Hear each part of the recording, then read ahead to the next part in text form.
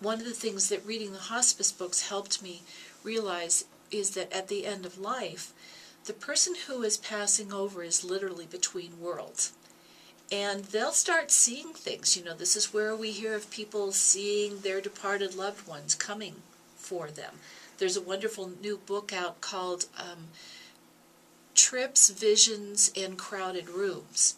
You know, where the person who's dying starts talking about going on a trip, going home, or they start seeing visions, or they actually even start getting a sense of the room filling up with other people.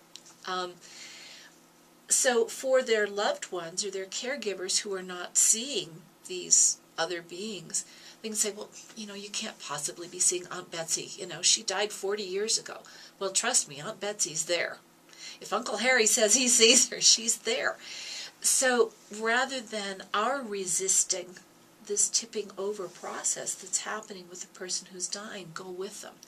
And that's what I was able to do.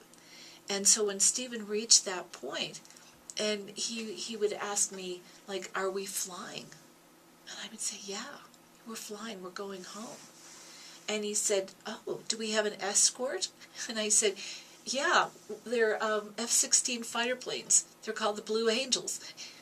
And he said, wow, that's a hell of an escort. And I said, honey, it was a hell of a battle.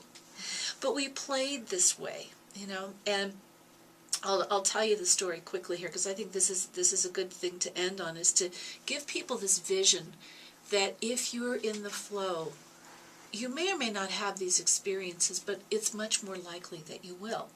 So Stephen was restless.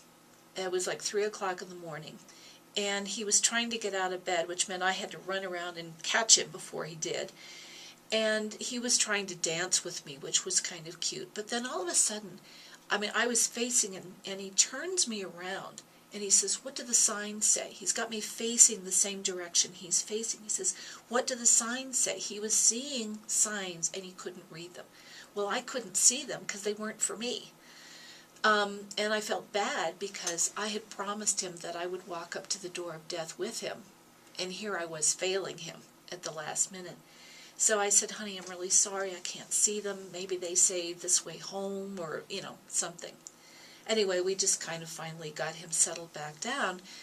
And so I went back, because I was sleeping next to him. We had the two beds pushed together. As soon as I lay down and put my head on the pillow, I saw the signs. And it was all these people holding up placards that said, welcome Stephen Eckl. And I said, honey, it's the welcoming committee. They know you're coming. And he said, oh, like Ellis Island? And I said, yeah. You know, they know you're coming. They're welcoming you home. And he settled down after that. So these are the kinds of things that can happen, and this is why Stephen's death was a beautiful death.